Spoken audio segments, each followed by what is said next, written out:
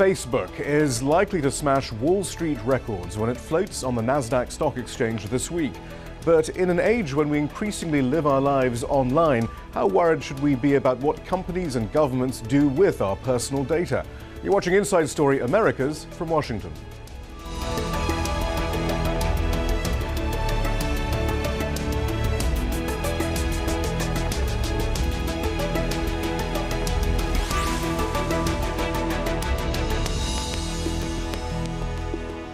Hello, I'm Shihab Ratansi. When Facebook begins issuing shares on Friday, it's expected that the company will be valued at $100 billion, 3 times the GDP of Kenya.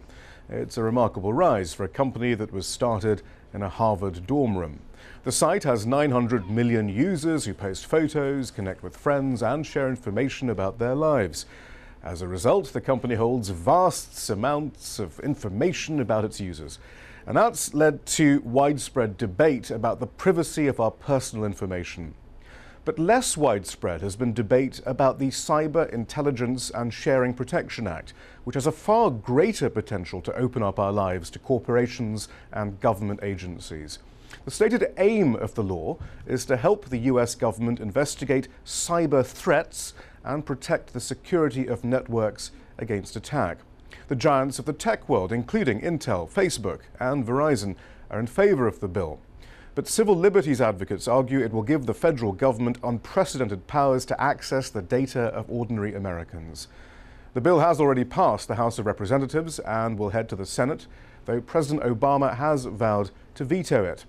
Here's Mike Rogers, the Republican chair of the Congressional Intelligence Committee, explaining why opponents of the bill are wrong to be concerned.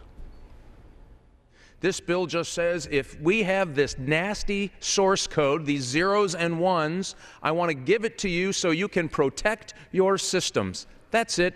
No monitoring, no content, no surveillance, nothing. That's not what this bill is about.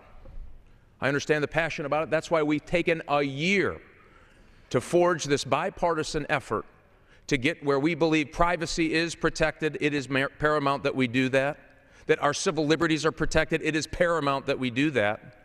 But we at least take down the hurdle to share nasty source code or software that's flying through the internet, that's developed and it's very sophisticated by the Chinese and the Russians and the Iranians and other groups and non-nation state actors that are going to steal your personal information. So are the concerns over the CISPA bill justified? To discuss this, I'm joined in the studio by Mark Stanley from the Center for Democracy and Technology. We also have Kashmir Hill, who writes about privacy and technology for Forbes magazine. And from San Francisco, Rainey Reitman, who is activism director for the Electronic Frontier Foundation. Rainey Reitman, first of all, then we heard Representative Rogers there saying that this is about nasty source code that could harm us. It isn't about surveillance. So are you overreacting? Are you seeing something that isn't there? Well, I have no doubt that Senator Rogers has the best of intentions with this bill. Unfortunately, the bill he's describing isn't the bill that he wrote and pushed through the House. That bill allows content, including the content of emails, the content of text messages, to be passed unredacted to the government. And there's no obligation for companies to remove the personal information of individuals who aren't actually implicated in the cybersecurity threat. So while I like to think that he had the best of intentions, the bill that actually got put forward and got passed in the House is, frankly, a surveillance bill. So, I mean, I guess there's a lot of debate, Kashmir Hill, as to what cyber threat intelligence actually is. Are we clear about the definition of this? Yeah, I think that people who are on different sides of this issue seem to be talking about it in different ways. For some people, it is, network information about who is attacking the network, which wouldn't necessarily be as threatening to privacy as turning over emails, turning over text messages. And that's something that I think critics have pointed to, that they should really define what kind of information can be turned over and whether it's stripped of personally identifying details. But I mean, isn't there a need, though, Mark Stanley, to have more than just binary code to try and understand who are attacking systems? You could say that, but Rainey is right. The way that CISPA was originally written and the way it went to the floor, it would have allowed whole streams of communication to be shared with the government. So that's a problem in and of itself. Plus, the government could use it for purposes unrelated to cybersecurity. So when he says it's not a surveillance bill, unfortunately that's not the case. The way that the bill was written, it could have been used, the government could have used shared information for any lawful purpose. So think about that. That's to prosecute any crime. Besides, and the only thing they couldn't use it for was regulating companies. So in fact, it was a surveillance bill in effect. Well, I mean, there was this amendment passed, though, which was supposed to actually put minds at rest, which I think seems to have done the opposite, though, which so that this idea of what this information can be used for was nailed down. So this said that the information gathered could only be used for cybersecurity, right, the investigation and prosecution of cyber crimes, protection from death or injury, protection of minors from physical or psychological harm, and then protection of U.S. national security. Rainey Reitman, I mean, that was supposed to put people's minds at rest, but I suppose the question is, how do you define what on the internet might give us a minor psychological harm? And in the end, actually, what does protect the national security of the United States? Is that the problem, then, when we come to definitions? Yeah, frankly, the definition of national security is up for a lot of debates. And the United States government has a long history of using national security as a catch-all phrase for, frankly, doing whatever it wants, as far as collecting information on individuals who aren't directly implicated in crimes. And these are the kinds of vague pieces of language that we wanted removed from the bill. In fact, we're deeply concerned that under CISPA, as it passed in the House, the NSA, the National Security Agency, would be able to collect information for quote-unquote national security purposes. And the NSA has a very long history of being unaccountable to the public. Once they get information, it's very unclear what they're using it for, and there's no real way to keep them accountable to but even before agencies and such. Even before we get to the NSA, what about oversight on the corporations who will be the gatekeepers under CISPA then? I mean, is there any requirement to tell people that their information is being used? Can people sue if it's being used inappropriately and so forth, Mark Stanley? Well, it would be very difficult under CISPA as it was passed for individuals to sue companies for mis-sharing their information. The standards for doing that were very high. Isn't that sort of immunity, in fact? Immunity, yeah. I mean, yes, go ahead. You can't sue the companies, you can only sue the government, and frankly, it's a little bit tricky to sue the government for infringing on the privacy of individuals. Most people won't even know it's happened. And there are actually exemptions of the Freedom of Information Act, which actually most sort of civil libertarians have used in the past in this bill. So you can't even sue for information in the courts. Is that correct, Rainey? Yeah, that's my understanding as well. There's pretty wide changes to Freedom of Information Act, which, when we think about it, the Freedom of Information Act is a way that the public holds governments accountable. You have to provide information to the public about what you're doing. And when you throw in more exemptions to FOIA, you just create a really dangerous situation where it's easy for governments to abuse the data that they're getting. And just one last thing on this idea of oversight. The principle is if a company passes on to information to the government in good faith, in quotation marks, then they are completely exempt from any consequences as well, Kashmir Hill. Is that correct? That is my understanding. And that's part of the reason why the bill has been attractive to companies. It's actually had support from the corporate community, and they kind of like having this protection from liability and also being exempted from regulatory punishment for turning over information proactively. But what about the Fourth Amendment, which of the Constitution, which protects against unreasonable search and seizure and so forth? Are there constitutional protections that we should expect still to be in place, Rainey? So people have to remember that the Constitution was written in a way that can help individuals deal with the government coming and trying to get information directly from you. But the way CISPA is written, it allows for companies whom you're trusting with your data to hand over data to the government. And that sort of it avoids the direct constitutional issue in some ways, though it does, in fact, run afoul of many other privacy laws, like the Wiretap Act or the Electronic Communications Privacy Act. However, because of the way the bill is written, it says, notwithstanding any other law. So, in fact, companies acting in quote-unquote good faith can disregard bedrock privacy laws that we've had on the books for many years. But how exactly would this work then, Kashmir, in practice? Are Facebook and Google then empowered to search for anything vaguely suspicious, and then they have to tell the government, or is it just something, that's something that they can? I mean, it's up to them. It is up to them. It's voluntary information sharing.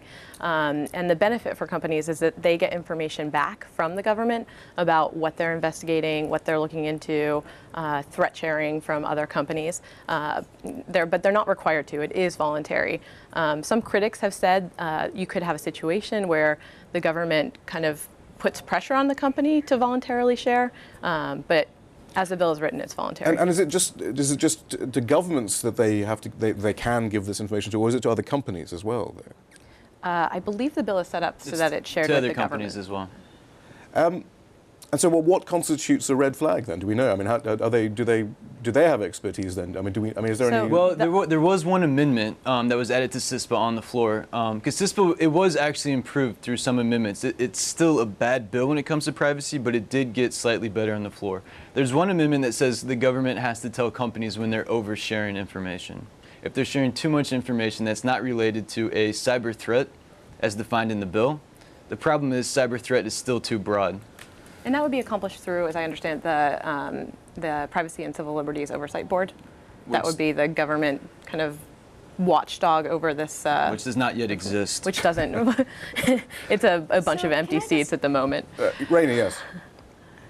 So a lot of people are saying, this is not a bad bill because it's a quote-unquote voluntary bill, and that companies decide that they want to engage in it. But let's be very clear. Everyday internet users do not have the benefit of it being voluntary for them. It is not voluntary for them. If you are using online services, that data can be shared with the government without your permission ever being sought. So I am always a little skeptical when people call it a voluntary issue. And there's also some belief that this bill will result in more data being shared about cybersecurity threats from the government to companies. There's no promises in this bill that will actually happen.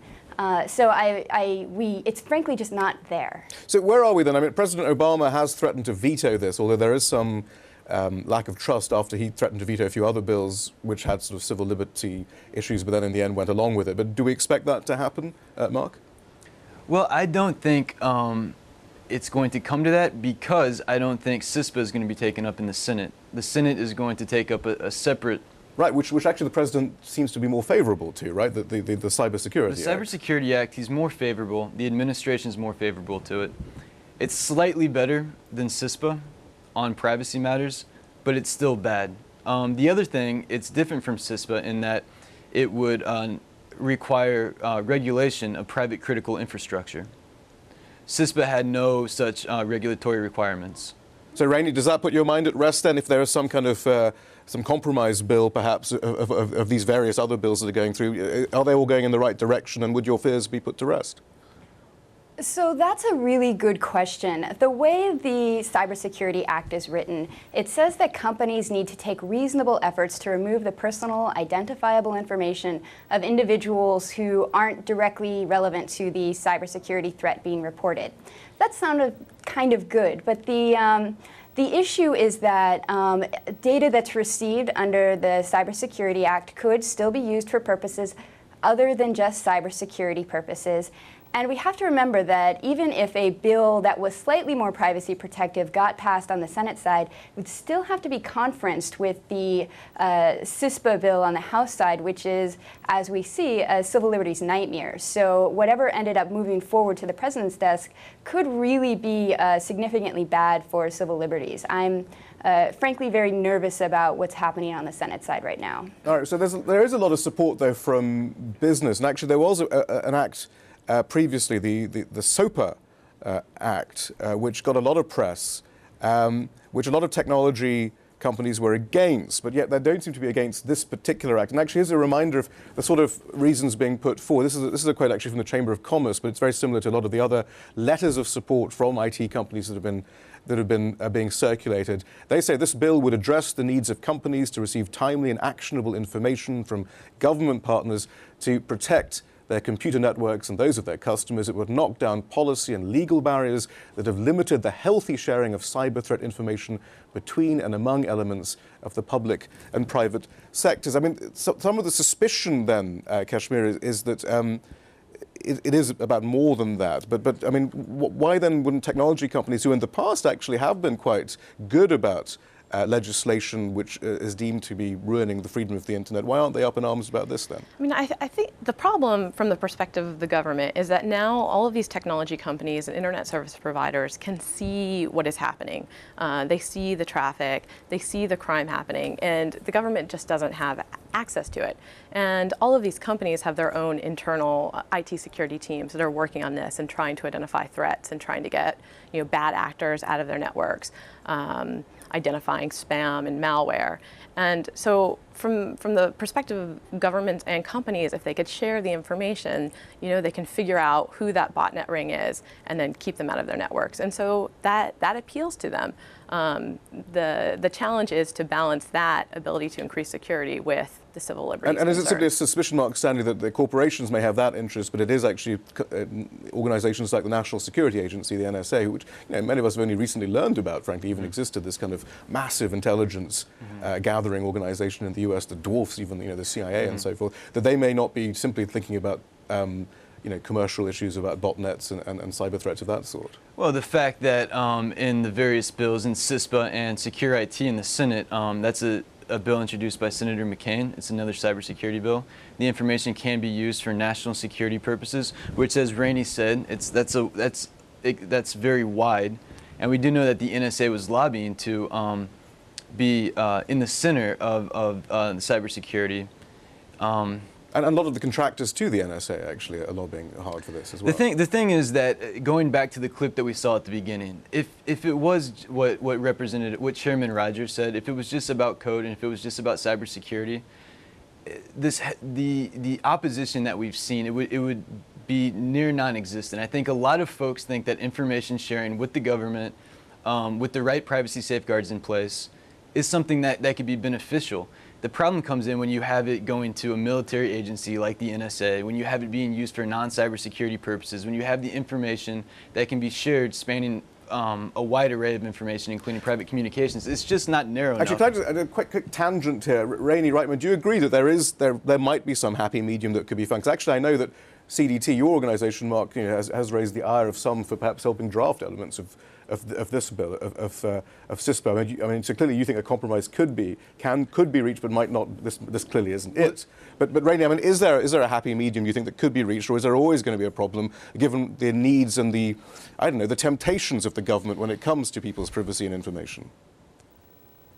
So I've got no problem with the government informing companies more quickly and more efficiently about cybersecurity threats that affect them. I think that would be just fine. I don't think it would raise any civil liberties concerns per se. I think that I'm skeptical that our government at this time is capable of writing a bill that allows companies to collect data on internet users and pass it to the government without a judge getting involved, without doing it in a way that really has pretty horrible implications for civil liberties. I'm frankly skeptical that we can do that. Obviously, if they came up with language that was perfect, I'd certainly love to read it. But even if they did, I don't know that they could pass it. So I guess at this point, it makes more sense, if you're worried about civil liberties, to be fighting any bills that are going to allow data to be going from companies to the government, as long as it includes PII. I'm going to stop that particular line of questioning there, because I know that we might get off topic between the EAFF and the CDT. Well, can I just say one thing? Yeah. There's no out of the three cybersecurity bills that we mentioned, CISPA, the Secure IT Act, again McCain's bill, and the Cybersecurity Act from Senator Lieberman, EFF and CDT, we both oppose all three bills. We both think they're okay. Well, we'll leave it there for the moment. Lots to look at on the internet about debates on activism and so forth. There's another quick question about whether big data. This is all too much data anyway, so we shouldn't be too worried because it's not as if people can in the NSA, even in the NSA, they can go through all this. Or has software now improved to such an extent that they can go through this and figure out patterns and so forth? How concerned should we be if this sort of information does go through, Rainey? So, I didn't get the full question there. Well, I mean, is there simply too much data for the NSA to even go through, even if CISPA does pass? I think that's actually a very valid criticism that's been put forward. We have this idea in the United States government, and especially among military contractors, that the more data that they get, the more they're able to analyze potential threats. And frankly, we don't have a lot of studies to show that that's actually true. I'd like to be basing our cybersecurity decisions on things we can prove as actually being helpful to cybersecurity in the long term. And I don't know that just collecting huge quantities of data on everyday internet users is going to accomplish anything in particular. All right, well, clearly there's a great deal of mistrust as things are. I mean, the Facebook IPO has meant that people are now discussing once again, well, what are they going to do with this information? How are they going to how are they going to monetize the information? Are they going to monetize it further? And in fact, there are already polls, and most people don't trust Facebook terribly. More than 40% of Americans do log onto Facebook at least once a week. But a recent poll conducted in the US found 59% of users do not trust Facebook to keep personal information private. 54% of users don't feel safe purchasing goods or services through Facebook.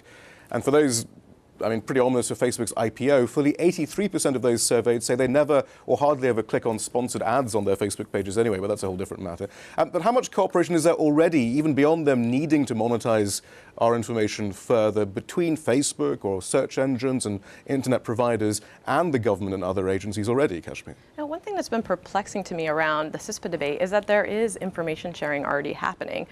Bill Clinton set up industry-specific information sharing groups. There's currently basically an FBI workaround for information sharing. They set up a nonprofit in Pittsburgh, and it has corporate members that share information with each other about attacks and malware and spam emails that are coming in. And the FBI has a bureau that works out of that nonprofit. And, I mean, is that widely known? Or is there a need for expansion? Is that showing that they need more information? I've been surprised by how few people seem to know about it. And it's been fairly successful. They identified a botnet that was operating out of Estonia and had infected millions of computers.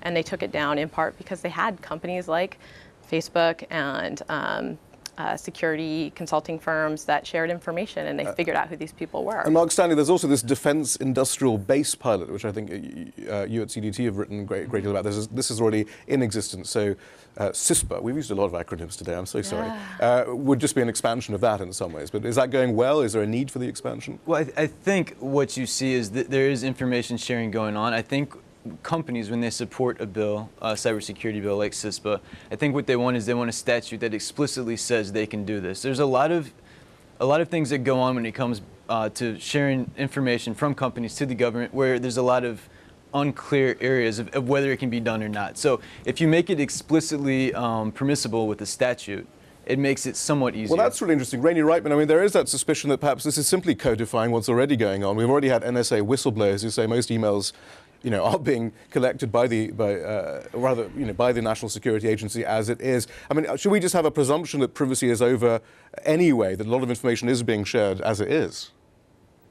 I think we can definitely have a presumption that the United States government is collecting more information than they need and potentially using it for more things than they ought to be. As you know, we do have evidence that suggests that the NSA has collected huge quantities of people's internet traffic. And in fact, EFF has been involved in a lawsuit around this issue for many years. So there's questions in my mind about exactly what they're trying to legitimize by passing cybersecurity legislation like CISPA. I'm nervous about what new powers they're really trying to seek here.